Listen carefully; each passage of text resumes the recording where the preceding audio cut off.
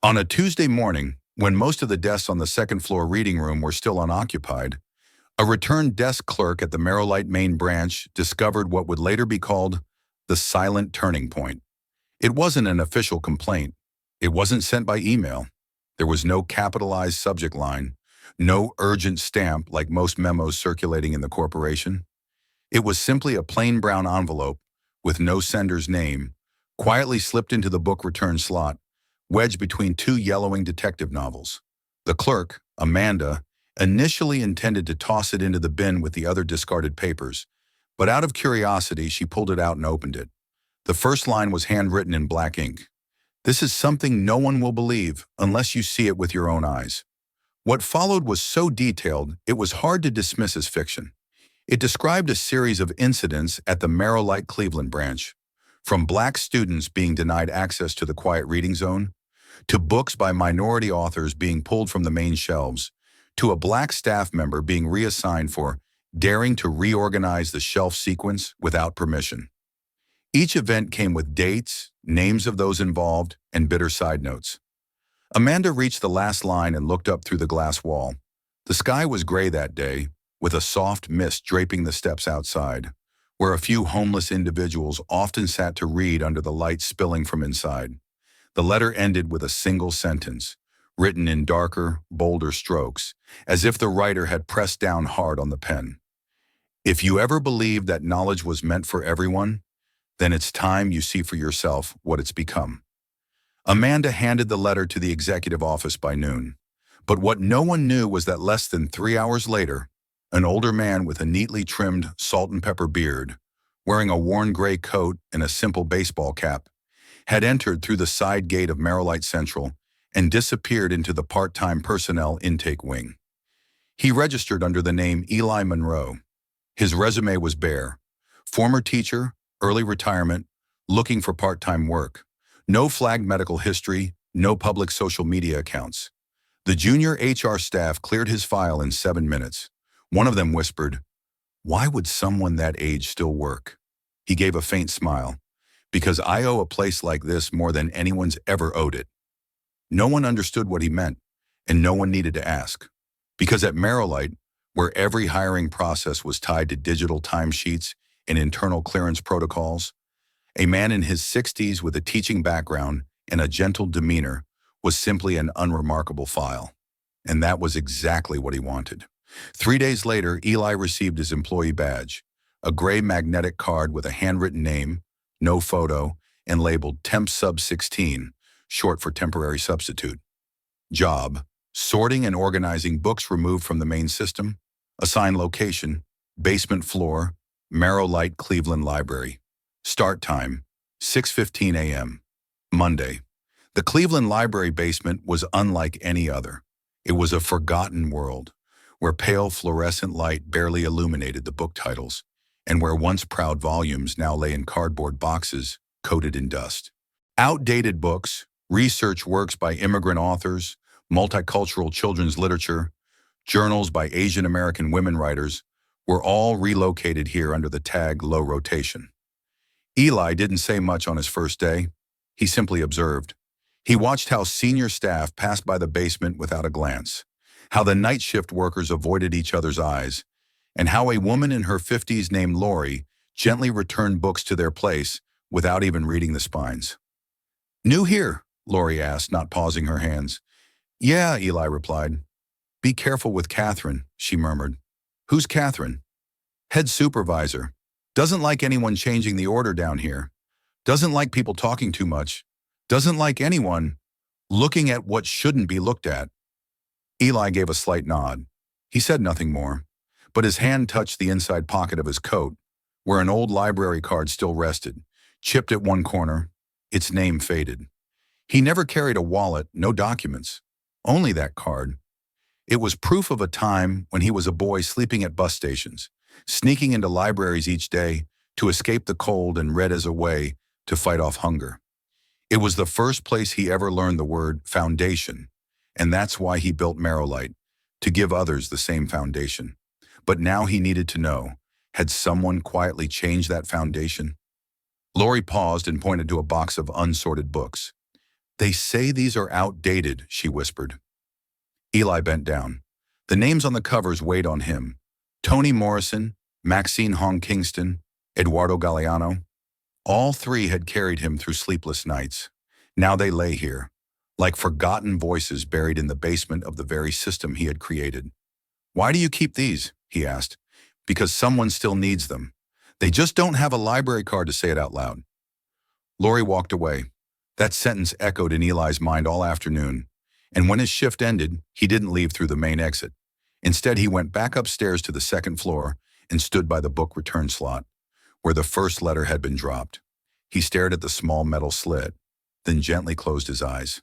In his mind, he heard himself at 16, the first time a library clerk handed him a card that read, Reader's Pass number 087. Back then, he had said, I don't have a home, but now I have a place to return to. And it was right there. He silently made a promise to himself. If one day someone is pushed out of the space of knowledge, he would be the one to bring them back, in any way he could. Eli's second morning at the Cleveland branch began with a small sound, the quiet hum of the automatic scanner running a test cycle before the library opened. That steady mechanical rhythm drifted from above, as if the entire system was exhaling a familiar, bored breath. But down in the basement, where he descended via a concrete stairway with no signage, everything seemed to follow a different rhythm, heavier, hollower, and not meant for easy ears. The ceiling was low. The fluorescent lights cast a cold white glow. The old iron shelves were rusted in spots, many already warped, and on the floor were faint shoe prints still damp from yesterday's rain. Lori was already there.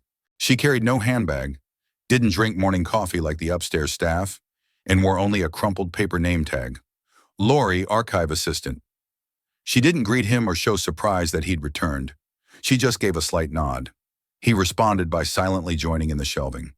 Today's task was sorting a newly transferred batch of books, mostly educational materials from the 1990s, early printings of ethnic literature, and some poetry collections labeled too obscure for general readership.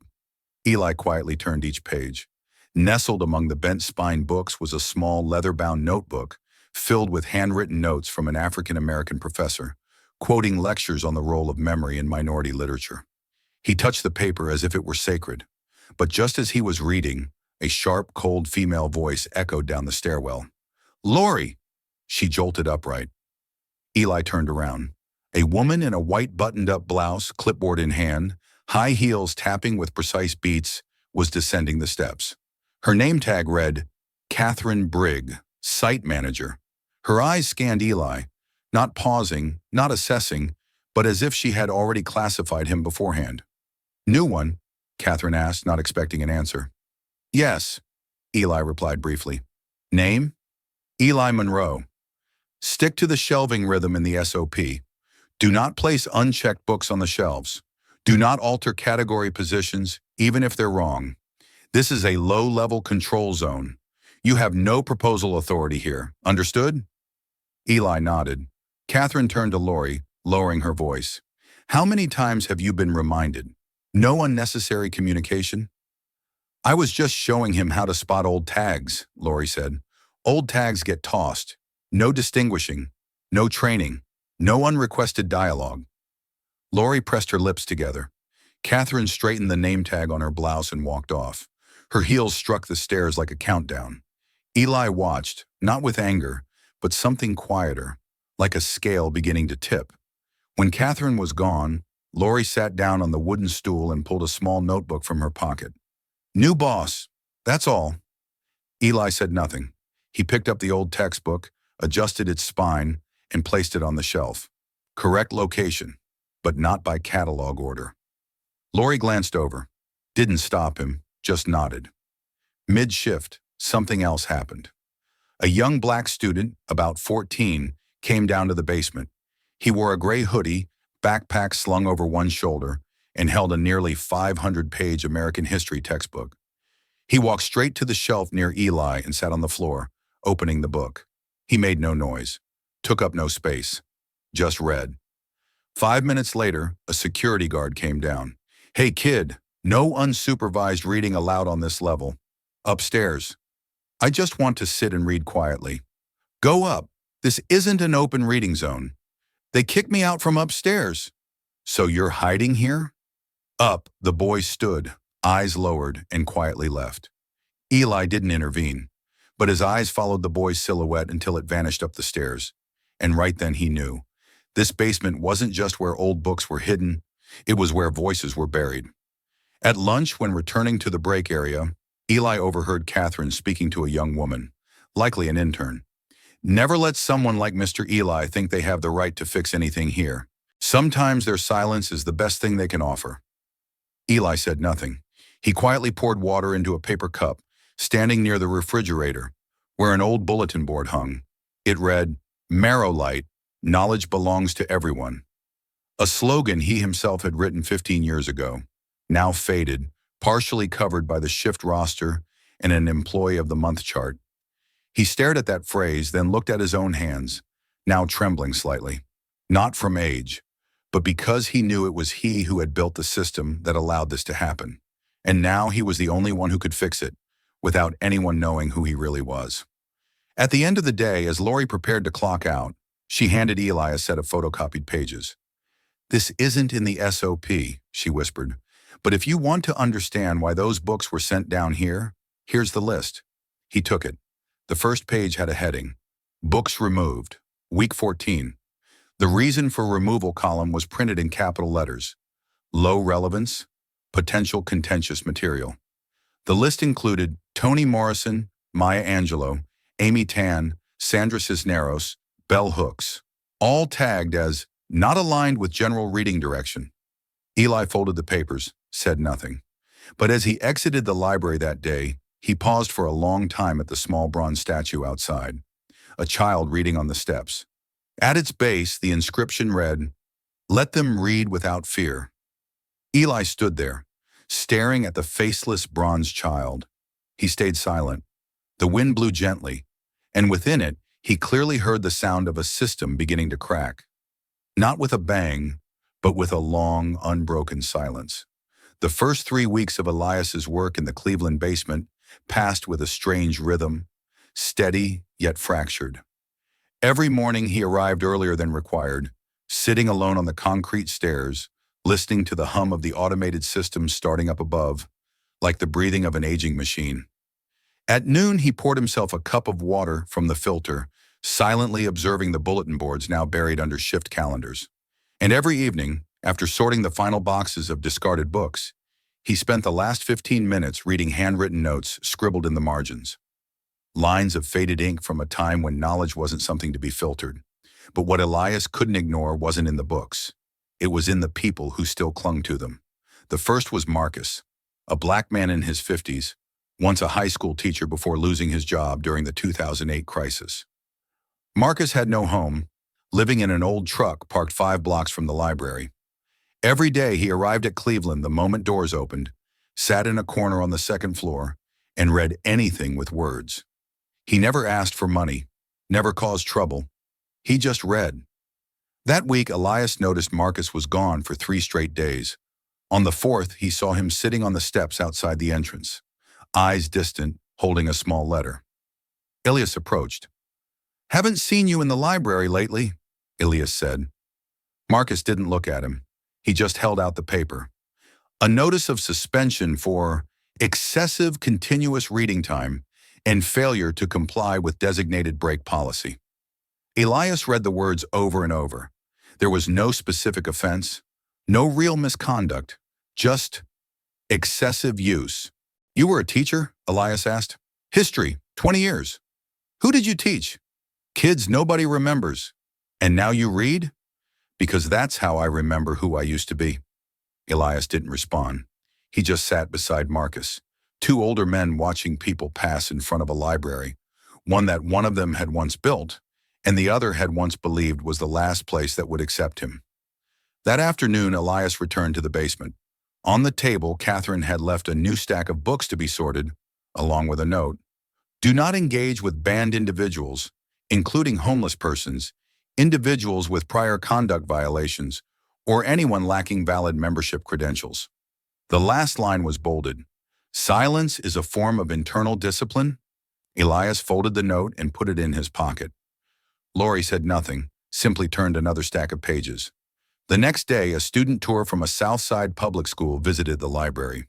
Ilias was not allowed to interact, but he stood from the stairwell watching. A group of about 20 kids, mostly black and some Spanish-speaking, were guided through the exhibits, but were not allowed into the main reading area. One girl asked the tour guide, "Why can't we sit and read like the other kids?" The guide gave a forced smile. "Today is just a tour. There isn't enough space." Elias looked around. Over a third of the reading desks were empty. Another boy, around 10, wandered off and came down to the basement. Elias saw him standing in front of a shelf labeled "Discarded Collection," where books removed from circulation were kept. "Mister, why aren't these books upstairs?" "Because they say no one reads them anymore." "But I want to read them." Elias knelt down and handed the boy a thinner volume, a collection of Langston Hughes short stories, and whispered, "Keep it. No one needs to know you're reading, as long as you understand." Heels clicked on the stairwell above. "Catherine." Elias quickly closed the box. The boy had just enough time to retreat upstairs. Catherine approached, holding a printed list. "This is the inventory for next month's disposal. You only need to pack. No reevaluation." Elias glanced at the list. Over 80 titles, including a debut novel by an author once invited to speak at Merrillite. "Some of these still have active loan tags." "Doesn't matter. 1 year no checkout policy. If no one borrows within 12 months, it's pulled." "Is there any review process?" "There is no reevaluation here. Just do your part." Catherine turned to leave, but her final words stayed with Elias in a visceral way. Categorization is the most elegant form of exclusion. That day, Elias didn't go home early. He walked toward a park several blocks away, where an old bus had been converted into a mobile library. He boarded and spoke with the woman in charge, a young brown-skinned woman who had dropped out of education school due to student debt. "We call it free voices," she said. "This is all old stuff. Because nobody wants them, but kids do." Elias nodded. He saw a book once pulled from the main library sitting on the shelf, in the hands of a young boy reading with focus. On the way back, Elias pulled the note Catherine had written from his pocket. In pencil, he added one line beneath it. "Silence is not neutrality. Silence is a choice to stand where no one is heard." He folded the note and tucked it inside a discarded book, then slid it up onto the high corner of a basement shelf. No one saw. No one knew. But he knew those voices, if left uncounted, would eventually fade, and he could not let that happen. Not one more time. It was a damp morning. Sunlight sliced through the glass panels on the ground floor like thin blades, slanting over the moss-covered steps that led down into the basement. Elias arrived earlier than usual, carrying an old canvas tote bag containing nothing but 3 books he had kept from long ago. The House on Mango Street by Sandra Cisneros, The Bluest Eye by Toni Morrison, and a poetry collection, its title long forgotten, by a Haitian author once published by a now-defunct small press. He placed the 3 books on the folding wooden table, brushed off the dust with his hands, and gently penciled in new library codes. Codes that Catherine had once declared ineligible for use. He knew the process had changed long ago, knew that every book now had to go through digital approval, barcoding, and metadata scanning. But he also remembered that back when he was the one signing those regulations, there had been one quiet line left in the internal protocol. Staff may restore materials if they recognize educational or community value not yet properly assessed. It was a sentence he had once crossed out and rewritten by hand, because he believed in the right to read more than the right to curate. And now he was using that same sentence again as an act of quiet resurrection. No one saw him do it. But at 9:15 a.m., when the boy Malik returned to the basement, this time with his mother, a woman in a work uniform whose eyes still held skepticism, Elias had already placed the 3 books neatly on the 3rd shelf from the bottom, right where the boy liked to sit. Malik opened a book, his eyes lighting up. He whispered, "I thought they were gone." "Only if you stop looking for them," Elias replied. The mother glanced at Elias, then quietly sat in the plastic chair beside her son. She didn't ask anything, but in that silence there was something different. Not suspicion, but trust that hadn't yet found words. By mid-morning, Lori came down with the week's sorting list. She glanced at the shelf and frowned. These aren't on this week's catalog. No, Elias replied, but they were in the 2009 catalog, which has now been erased from the system, not because of content, but because no one mentioned them anymore. Lori was silent. Then she sighed and placed the list on the table. You planning to do this alone? I'm not planning anything. I'm just correcting the order. At noon, Catherine appeared without warning. No knock, no announcement. She simply stepped into the basement like a cold draft. Her heels struck the ground in measured beats, her gray eyes scanning each shelf until they paused for exactly 3 seconds on the one where Elias had placed the 3 books. You, she said. Yes. Elias didn't get up. Did you rearrange the catalog order? I just returned books to where they used to be. They were removed from the system. Not because they were damaged, not because they were offensive, just because no one talked about them. And that's your reason for putting them back? Sometimes silence doesn't mean something isn't needed. Catherine stepped closer. Her hand rested on the spine of one of the books. You don't have the authority to reinstate titles. And I don't have the authority to let these stories disappear either. The air went still. Lori quietly backed away, as if not wanting to witness a confrontation that might end in both being fired or begin something much bigger. Catherine said nothing more. She turned away. But as she reached the 3rd step of the stairs, she stopped. You're one of those people who believes knowledge is democratic. Elias answered, No. I believe knowledge shouldn't be a privilege. That afternoon, Elias received an unsigned email, printed and left in the temp staff inbox. It contained only 2 lines. Content not aligned with the censorship framework will be audited within 48 hours. Second violation will result in temporary suspension. No name, no title. Just the ink stamp of a system that no longer used humans to speak, only policies. He folded the paper and tucked it into his shirt pocket, where the old library card still rested. That night, he didn't sleep. Elias returned to the library close to midnight. He had a spare key from Lori, who'd said, for tomorrow's early book transfer.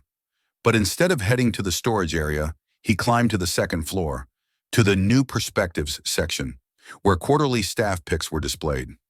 Quietly, Elias replaced 3 controversial titles currently under review with the 3 books from the basement. No one saw, no one heard. But the next morning, a student from a nearby high school picked up the house on Mango Street at the checkout counter. The young librarian, unfamiliar with the title, scanned the barcode and hesitated.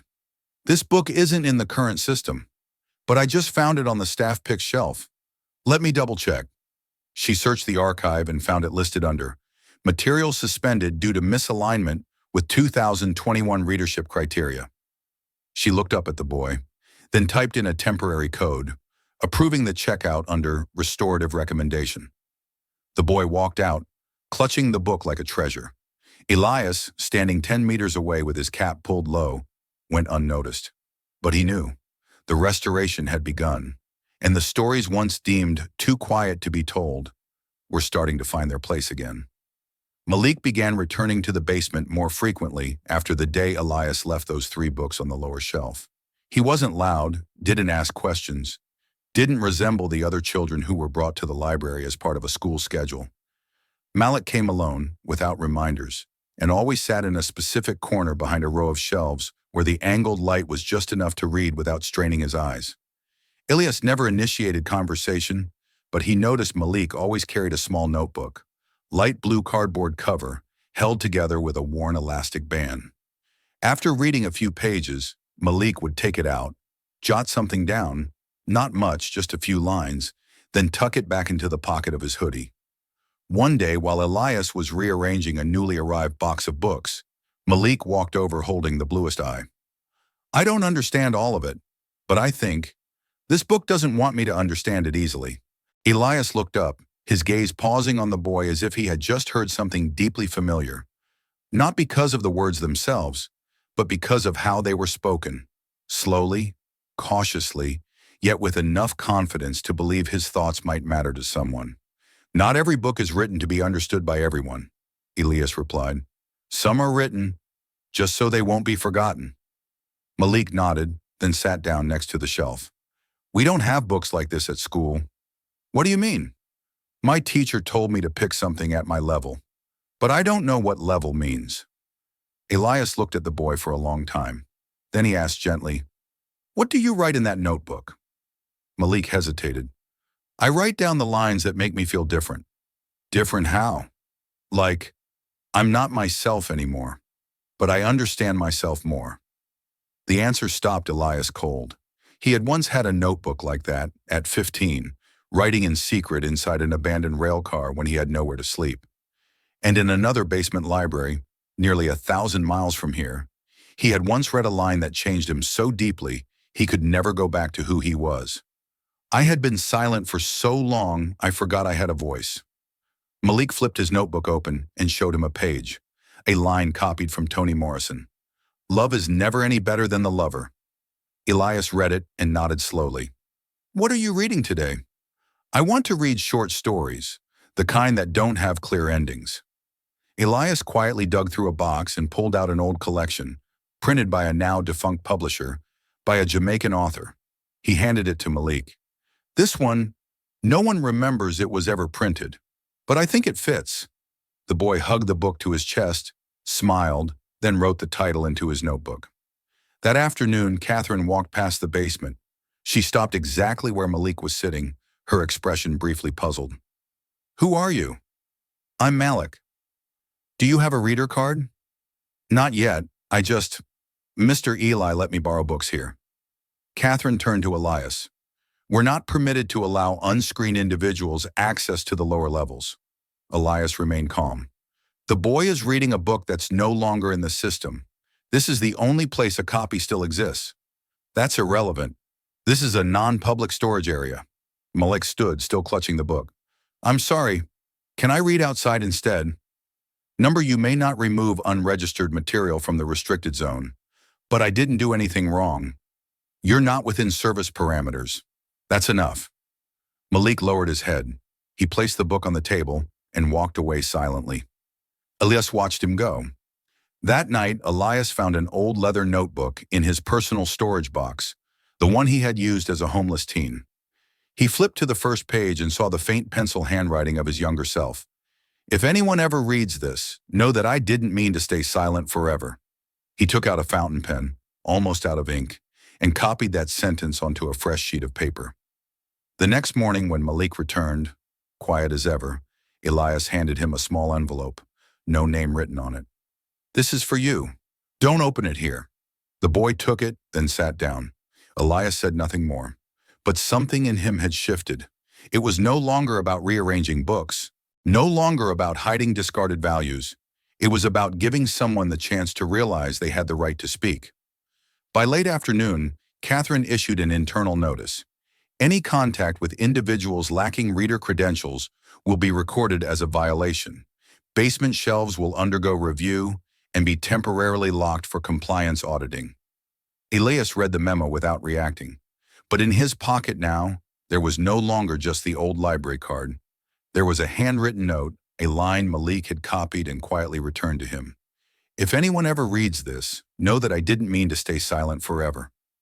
The paper was crumpled, but the ink was still clear. On a Wednesday morning, the library opened 15 minutes later than usual. A temporary sign stood in the main hall. "Internal update, please wait until 9:15. There was no formal announcement, no advance email, only suspicious glances from lower-level staff and vague nods from the management group. Elias knew why. He had seen the internal meeting schedule hastily taped to the third-floor conference room door, with a note that read, "Session closed, executive internal only." No one was allowed in. No one was allowed to ask. But Elias knew that room, every brick, every seam in the door, because he had personally signed off on the design 8 years ago, when Merrillite decided to rebuild the Cleveland branch into the Library Plus model, a supposed fusion of culture, technology, and information power. That room, according to the original blueprint, had triple-layer soundproofing. But there was one blind spot in the design: the ventilation shaft behind the second-floor archives wall, which led directly into the exhaust system above. Elias knew because he had insisted on keeping that shaft accessible for maintenance, and now he knew it would become the place where he could hear what no one wanted heard. At exactly 9:05, Elias pretended to be checking the rear book storage area, carrying an old dusting toolkit. He climbed a metal ladder, opened the vent cover, and attached a small recording device to the duct. He didn't need perfect clarity, just enough. Enough to confirm, enough to protect those who had no defenders. 10 minutes later, Catherine's voice came through first, clear, sharp, and without hesitation. The basement is becoming unmanageable. At least 3 delisted books have resurfaced in the main system without clearance. A younger male voice interrupted. Have we identified who's responsible? Most likely the new hire, Eli Monroe. There are signs he's been engaging unauthorized individuals and possibly attempting to restore materials no longer aligned with our reading direction.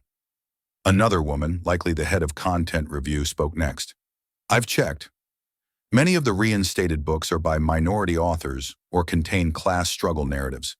That doesn't align with our content neutrality guidelines set in 2021. Catherine again. I recommend temporarily locking down the basement. Suspend access for all temporary staff. If necessary, take internal action on Lori. She's previously been warned for attempting to retain non-compliant titles. A pause followed. Then the young male voice asked, what about media? What if this gets exposed? No one cares about the basement. No one listens to a temporary employee. As long as we control the content pipeline, no one will notice the structural shift. Elias turned off the recorder. His hand trembled, not from fear, but from a familiar sensation. The feeling of someone who had once been erased from academic space for saying the wrong thing at the wrong time. That afternoon, Catherine descended to the basement with 3 people in business attire. No name tags. They offered no greetings, no explanations. They carried a printed list titled Titles Pending Compliance Review. They removed the entire 3rd shelf, the one where Elias had placed books for Malik. Lori asked, where are you taking those? Catherine replied coldly, to preservation storage. What storage? One that doesn't require public disclosure. Malik arrived an hour later. He stood silently beside the empty shelf. Elias simply said, it's temporary.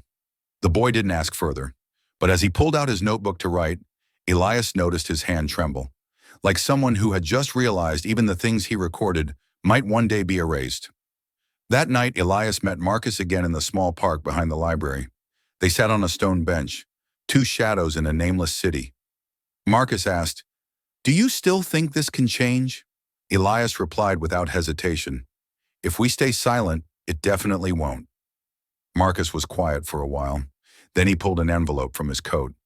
Inside was an old folder with the names of students he had once taught. Children without documents, without parents, but who could read, write, and once borrowed books from this library before they were banned.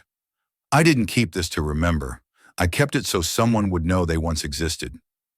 Elias took it. His eyes couldn't hide their emotion. The next morning, Elias returned to the basement carrying a cardboard box labeled Internal Maintenance. Inside were no cleaning supplies, but an old label printer, a stack of blank barcodes, and photocopies of the decommissioned book list, quietly copied by Lori and handed to him. He began reprinting labels, reconstructing book codes, and placing them on a small back shelf, where no one looked. On top of the shelf, he placed a handwritten note, not yet approved, but never proven useless. That afternoon, Catherine issued an urgent internal memo. Beginning next week, any unauthorized interaction with delisted content will be subject to administrative action. Recording, photographing, or storing unapproved material will be considered a violation of content ownership rights. Elias read it. He didn't smile. He didn't react. But that evening, he opened his laptop, plugged in the recording device from the conference room, and saved the file under the name session-no-one-saw.wav. Then he opened a new email, not to send, only to draft. The subject line read, "This is the system you built, and the system being bent from within." Beneath it, he typed a quote from a book that had been removed from the catalog 4 years ago. They didn't extinguish the fire with water. They simply labeled it unnecessary for light.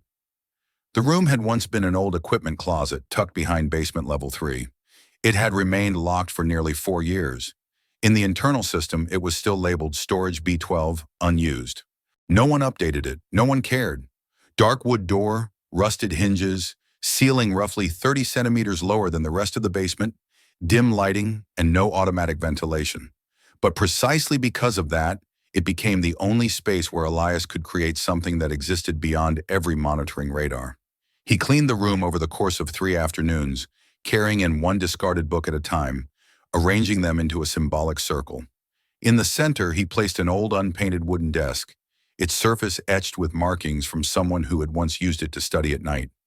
He added a small desk lamp powered by the only working outlet. No sign, no directional marker, no QR code. Just a small piece of paper taped to the door that read, "Legacy Room, for the ones not counted." On the first day, only Elias was there, reading the pages he once thought would never be allowed to exist here again. On the second day, Marcus came, not because he was invited, but because Lori had spotted him standing outside the library gate and handed him a scrap of paper with 3 hastily written words. Legacy Room, Basement. Marcus didn't ask questions. He walked straight down, knocked twice, then entered as if he had never been banned from anything in his life. He sat at the wooden table, picked up a volume of poetry by Audre Lorde, and began to read as though he had never been pushed to the margins of a system. On the third day, Malik returned, this time not alone, but with 2 classmates.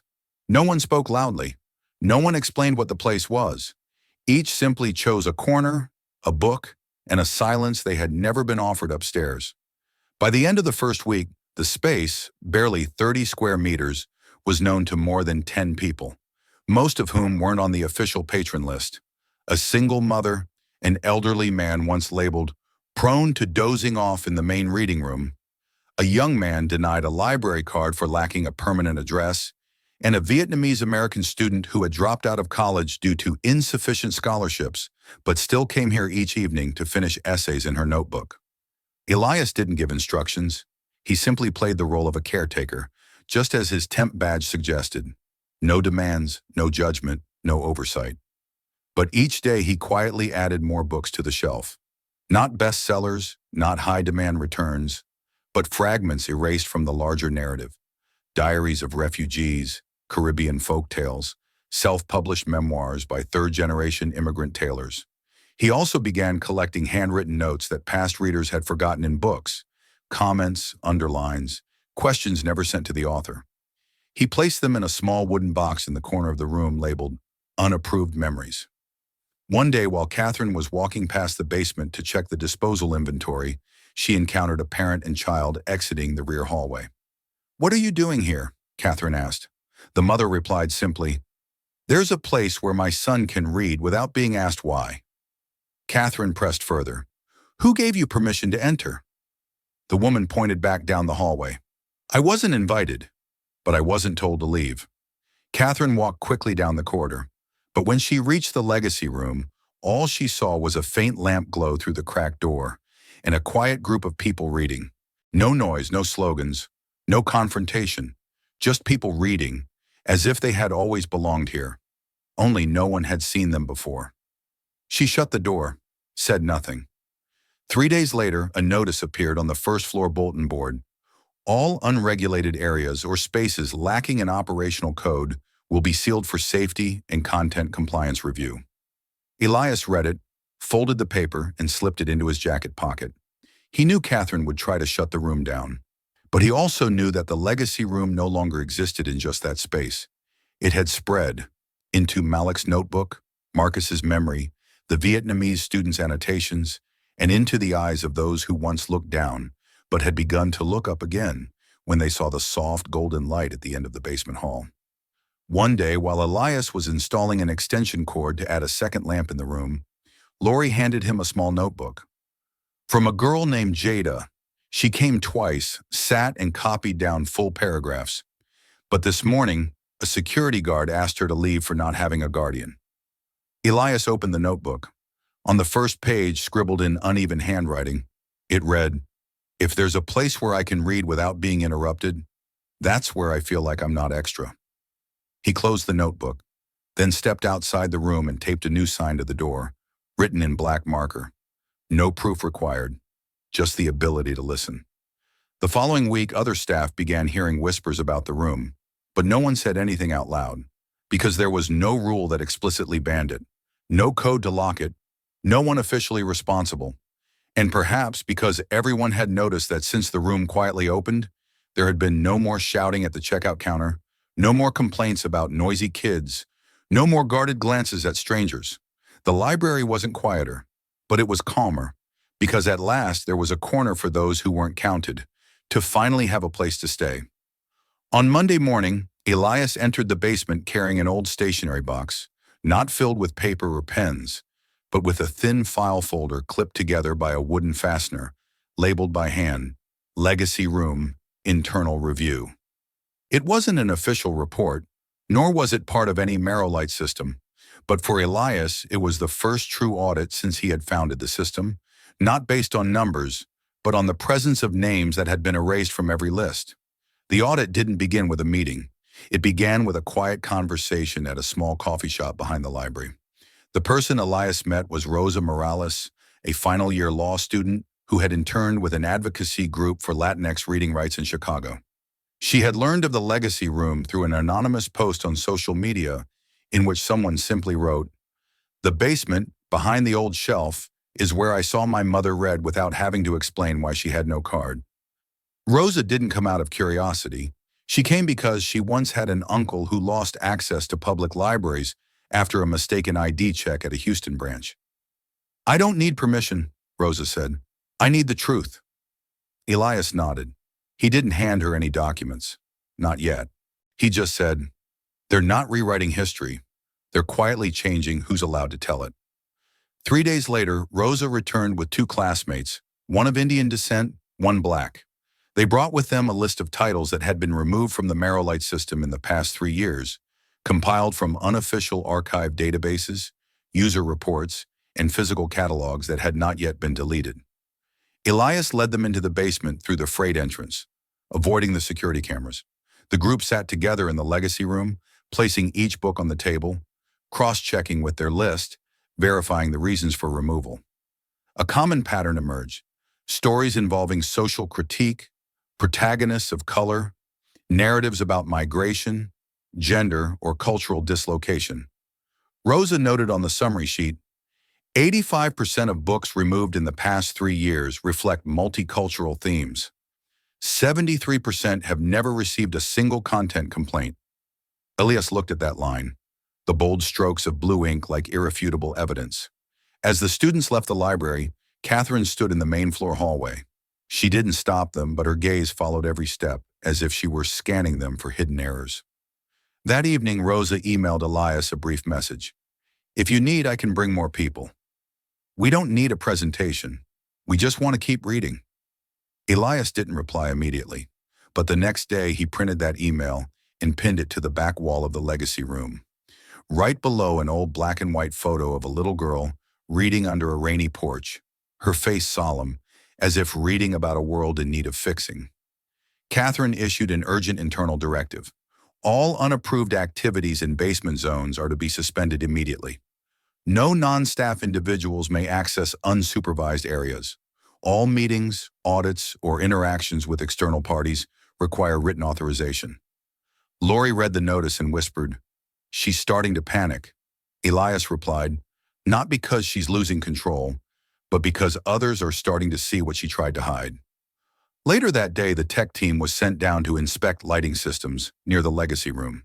They removed outlets, checked hidden cameras, and left Elias a warning.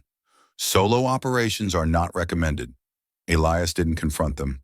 He quietly replaced the batteries in the desk lamp and added a new line to the box labeled "Unapproved Memories." Every place ever dismantled can be rebuilt, if we still remember its original shape.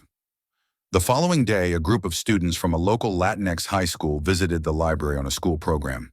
They were led to the second floor, restricted from the basement. But one girl named Camilla found her way into the legacy room after following a note taped behind a shelf. "Legacy room. Ask for Elias." When she was discovered, Catherine ordered her out. "I'm reading," Camilla said. "This is not a public reading zone. But I'm not being loud, and this book isn't upstairs. If it's not in the system, you're not permitted. Then how am I supposed to read what isn't permitted?" Catherine had no answer. The next day, Rosa sent Elias an unofficial report.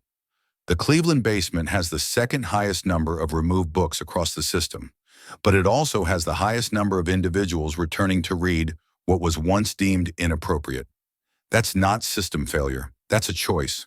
Elias sat alone in the legacy room, reading each line. He picked up an old book and opened the first page, where someone had written by hand, "For the next person who I will never meet, but who still needs to read this." He closed the book and tapped his fingers on the wooden desk, as if keeping time for a hearing that no one had yet called to order. That night he recorded his own voice. "My name is Elias Monroe. I am the founder of Marrowlight, but I'm sitting in its basement, where the books are removed not because they're wrong, but because no one is left to defend them. I'm not speaking to ask for permission. I'm speaking so someone remembers that if no one checks again, the system will always assume it's right." He saved the file under the name Audit from the Inside.wav. It was Thursday and the cold had arrived suddenly. Wind whistled through the cracks of the Cleveland Library's doors, as if trying to announce something unwelcome. By early morning, the entire basement was cordoned off with yellow tape reading, "Maintenance restricted area, do not enter." No internal announcement, no official document. None of the regular staff had been informed. Lori was the first to discover it. She had come in early as usual to inventory the books, only to find the lock on the legacy room door had been replaced. The small sign that once read, "Legacy Room," for the ones not counted, was gone. No trace. Just a faint rectangular outline of tape residue on the wooden door. No one said anything, but the entire basement sank into a stunned silence, as if someone had just buried a collective memory beneath a thin layer of concrete. Elias arrived an hour later. He didn't look surprised. He simply lowered his head, staring at the leftover glue on the door, like one would look at an unmarked grave. Malik came late. When the boy saw the door locked, his eyes didn't fill with tears. He wasn't angry. There was only the kind of emptiness often found in children who have already learned what it means to be quietly stripped of something. "He told me, 'No place is forever,'" Malik said softly. "But I didn't think this place would disappear so fast." Elias placed a hand on the boy's shoulder. "It hasn't disappeared. It's just waiting to be remembered again." That afternoon, Catherine convened an internal meeting in the HR conference room. She entered with a thick file, placed it on the table, and spoke in an even, detached voice. "Starting next week, the library will implement a system-wide content control protocol. All books, notes, devices, or activities outside official directives will be reviewed, archived, and removed if they don't meet criteria." A young staff member asked quietly, "What are the criteria?" Catherine didn't answer. She simply displayed a PowerPoint slide with 6 bold words: "One vision, one standard, one voice." Elias didn't attend the meeting. He stayed in the basement, seated on an old plastic chair once placed inside the legacy room. Behind him, the shelves were bare, with only a few label remnants left unpeeled. On the floor, a thin book had slipped from a to-be-destroyed box. He picked it up. The cover was faded, the title half torn, but inside was a passage he had underlined 20 years ago. "They call me silent because I don't shout, but I always write my name on the back of what's been erased." That night, Elias returned to the library at 10:40 p.m. Precisely when the security cameras switched to low data mode, a blind spot in the system schedule that few ever noticed. He carried a small hand-built wooden signboard, 3 rusted nails, a can of white paint, and a carefully chosen stack of old books. He placed the board at the center of the basement, where 3 aisles once met, the former hub of the preservation wing, and on the sign he painted the following words by hand: "The Silent Shelf. Books they said no one asked for." Below, he arranged the once banned books, not by catalog number, not by author, but by feeling. The book forgotten. The longest went in the middle. The one with the most handwritten notes sat closest to hand. No instructions, no signage. Just a shelf standing still in the dark, facing the void of all that was no longer permitted to exist. The next morning, a group of student interns passed by the basement. They saw the wooden board and began to approach, perhaps to remove it, but paused when they noticed someone already standing there. It wasn't Elias. It was an older woman in a janitor's uniform. She didn't borrow a book. She didn't carry a notebook. She simply stood there, fingers gently resting on a book spine, her eyes soft, like she was looking into the face of someone she once knew. As the students turned to leave, one whispered, "Is that part of the system?" Another shook their head. "Number. But it feels like it should be." Catherine was notified of the wooden shelf by 10 a.m. She went down to the basement and stood before the silent shelf. She said nothing. She touched the wooden board, glanced at the not yet dried paint, then looked at the books, some with worn covers, others with dog-eared corners, and one with a yellowed sticky note on its front page that read, in wobbly handwriting, "Mom used to read this to me when we couldn't afford other stories." She turned away. She didn't order its removal. She didn't call security. She didn't sign a destruction form. Perhaps she knew that this time, if she tore it down, it wouldn't just be a shelf. It would be a shared memory springing back like a wound that refuses to stay closed. Elias stood at the end of the hall. He said nothing, but in Catherine's eyes he saw something he had never seen before. Hesitation. It wasn't a victory, but it was the first time he had seen power stop in front of a silent shelf. That afternoon, Lori placed an old journal on the shelf. No title. Inside were handwritten fragments from library users from 10 years ago, long misplaced, now digitized and preserved as a kind of collective memory. A small slip of paper was clipped to the final page. Silence isn't emptiness. It's the space where someone once placed their trust, but never got named. Elias closed the journal, and he knew. The silent shelf wasn't just a response. It was a return, slow, steady, and impossible to remove, because it wasn't part of the system. It was part of the readers, the ones who still remembered, or were learning how to remember again. The day the Merrill Light Board arrived to inspect the Cleveland branch began with artificial sunlight.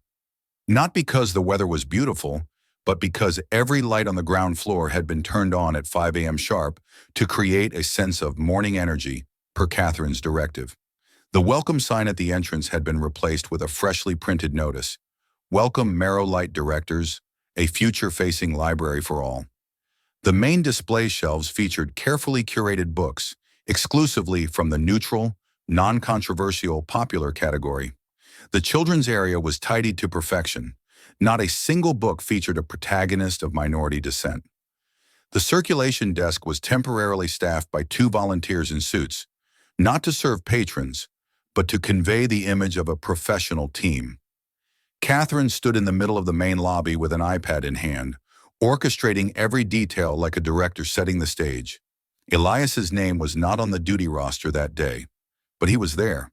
From the basement, he quietly climbed the stairs, still wearing his wrinkled temp uniform, name badge folded at the corner, but with a peculiar brightness in his eyes.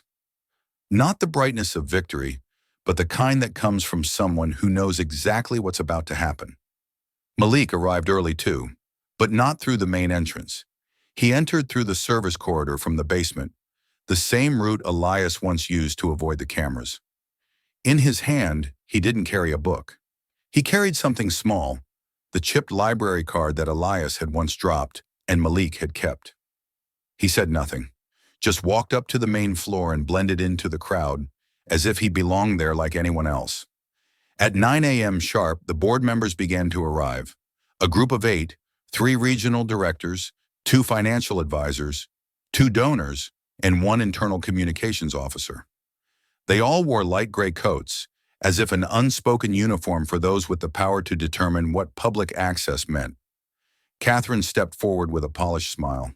"Ladies and gentlemen, welcome to the Cleveland branch, currently ranked highest in service standard metrics across the region." The tour commenced. They were guided through curated displays, satisfaction metrics printed neatly on poster boards hanging in the hallway, and a short promotional video showing cheerful patrons bathed in light. Stock footage, staged to perfection. Everything followed the script. But as the group neared the basement, an area Catherine had planned to skip, citing it as non-public tour space, something happened. A black boy about 13 stepped into the hallway from an unseen direction. He held an old library card in his hand and walked straight toward Elias, who was waiting quietly at the bottom of the stairs. No one spoke. No one understood. The boy stopped in front of Elias and held out the card. "This belongs to you." Silence. The board members glanced at each other. Catherine opened her mouth to intervene, but too late. Elias took the card. His hand trembled, not from fear, but from knowing this moment was the fulcrum upon which everything turned. He walked slowly toward the group. No one stopped him. No one knew how. At the center of the lobby, he turned back, looked at Malik, then faced the board. "This was the first card I ever owned, when I was a homeless kid, and the first one I kept when I founded Merrillite." Catherine's face drained of color. One of the directors asked, confused, "Who are you?" Elias reached into his pocket and pulled out a worn, thin wallet. He opened it and revealed a badge. Not the temporary one, but an old original ID. The lettering still sharp. Elias Monroe, founder and CEO emeritus. No one spoke. Malik stepped back slightly. Catherine remained frozen. Elias continued, "I built this system so people could read. Not so someone could decide who's worthy of reading." A director stammered, "We weren't told you were still active." Elias smiled gently. "I'm not, but I never really left." He pulled a small USB from his coat pocket. "This contains a recording of an internal meeting, one in which someone calls books by Black authors unsuitable for general readership, where someone refers to the basement as a non-disclosure zone, and where someone proposes the destruction of all unvetted materials." Catherine's hands began to shake. A female board member, one known for having funded a scholarship for underrepresented students, interrupted, "I'd like to hear that recording." Elias nodded.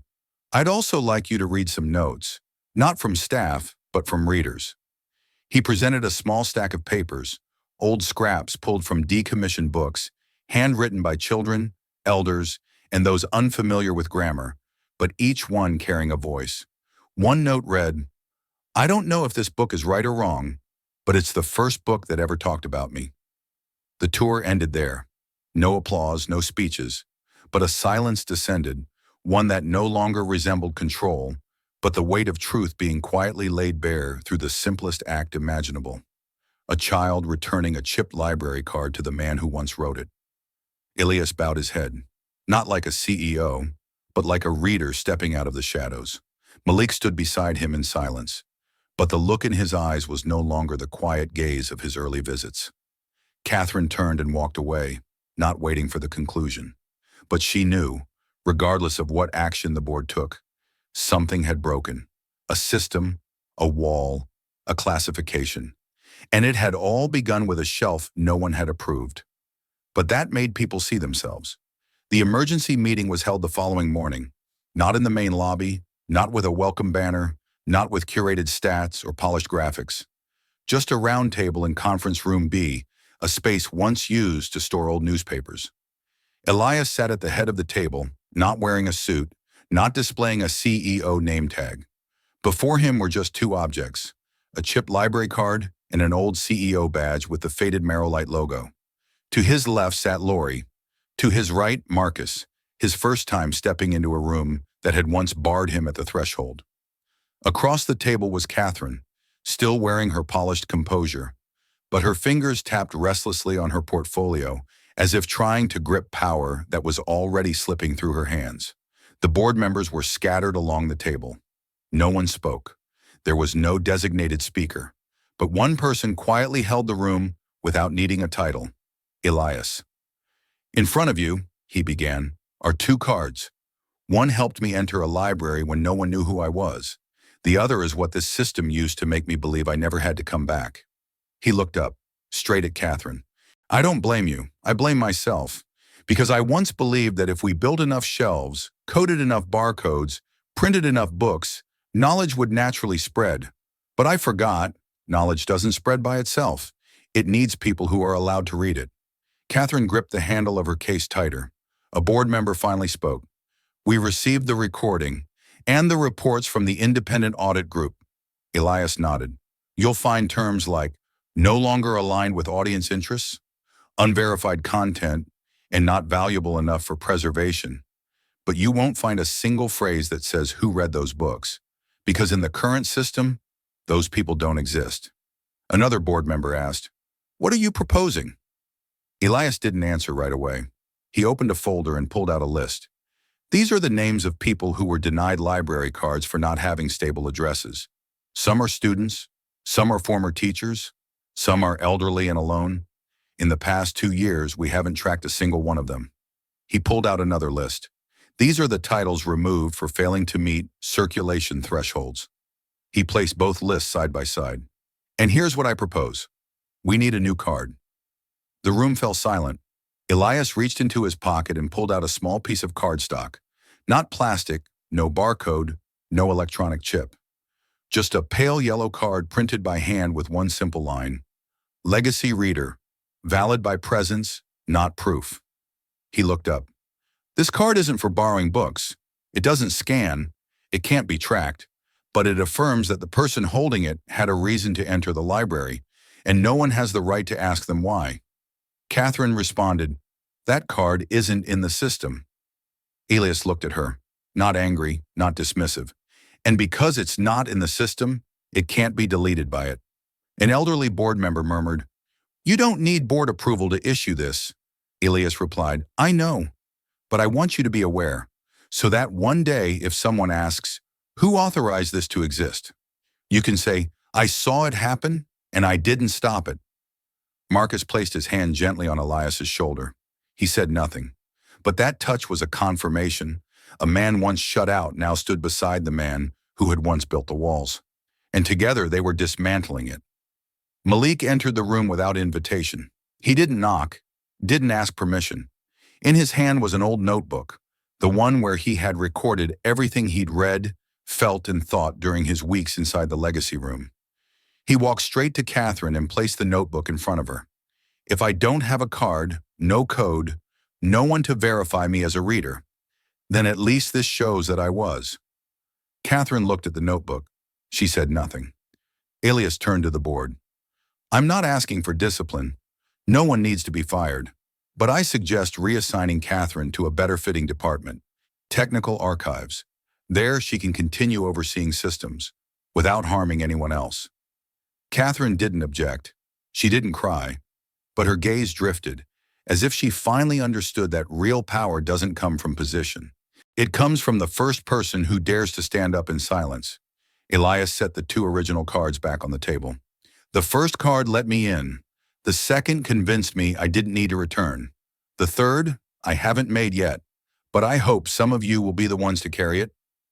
The room stayed quiet, but it was a different kind of silence now, not one of control, but of presence, of people standing at the edge of something larger than themselves, a shift not heralded by loudspeakers or posters, but by someone brave enough to listen. Elias stood, folded his folder. No one stopped him. No one tried to keep him seated, because everyone understood. He wasn't walking out. He was returning to where he'd always belonged. 1 month after that final meeting, no official announcement was made across the system. There were no welcome emails, no reform banners, no speeches from a new CEO or the board of directors. Just one quiet change, just like how things used to be forgotten, but this time, in reverse. The Cleveland Library basement quietly reopened. The warning tape was gone.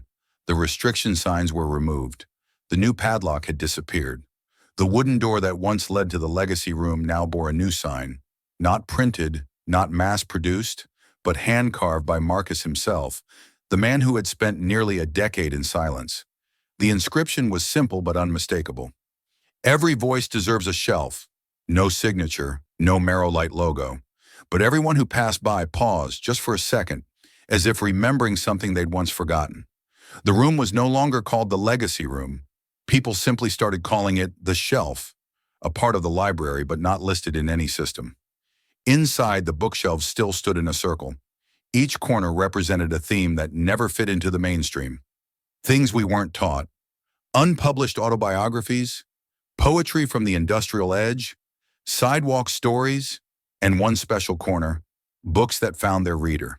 There were no barcodes, no borrowing limits, just a small wooden box where readers could write what I read and why I read it. Each week, the box filled up, not because of new books, but because of new people. Those once left out of the system began returning. An elderly woman who had once been denied access for not having valid ID now held a legacy reader card. A young man who was once asked to leave for not dressing appropriately was now a volunteer at the shelf. Rosa and her law student group returned, this time not to audit, but to host community reading circles, where the opening question was, "What did this book show you about yourself?" Malik no longer sat in the corner reading alone. He now introduced books to newcomers, not with summaries or catalog tags, but by simply saying, "I read this, and it made me feel like I wasn't extra." Elias no longer held any official role. His name wasn't on the org chart. His login no longer worked. His work email was gone. But every morning at 6:30 a.m., he still entered through the back entrance, walked the old service hallway, and sat next to the shelf marked "Books That Shouldn't Have Been Lost." He read. Sometimes he talked. But most of the time, he just sat as a living reminder of what the system had once forgotten. That some people don't need a voice to change things. They just need not to be erased. One Thursday morning, Elias placed a small linen-wrapped box on the table. Inside was a single object, the chipped library card he had carried for 40 years. He placed it at the center of the room, with no label, no glass case, only a handwritten line in blue ink. "I entered. I stayed, so others could return." Lori now coordinated the shelf, not through a title but through trust. Each day she counted the books, collected handwritten reader notes, and taped the quotes on the wall. One note, written in a young girl's uneven handwriting, was posted by the door. "I read this book because it feels like when my mom hugs me without saying anything." Catherine was no longer in Cleveland. She had been reassigned to a technical archive division in a small northern branch. No one mentioned her much anymore.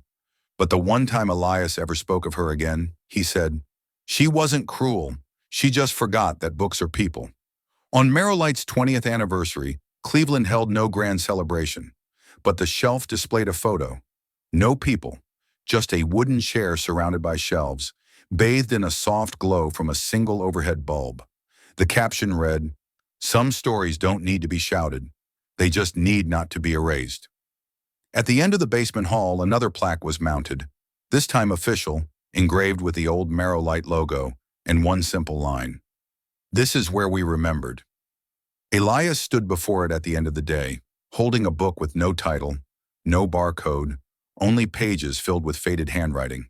He no longer needed to say anything, because now his presence had been replaced by something greater, a place for everyone who had once been told they didn't belong. No applause, no fireworks, only the sound of pages turning and eyes lifting. As if for the first time, people could finally see that everyone deserves a shelf with their name on it.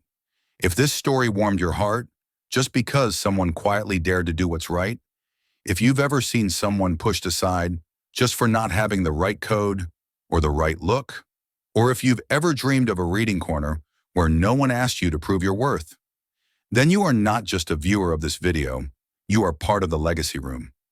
Leave a comment below, "I once saw someone like Elias," or share with us, what book made you feel seen?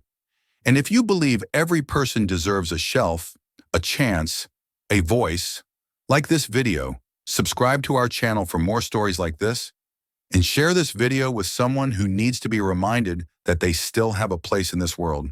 Because some stories don't need to be shouted, they just need not to be erased.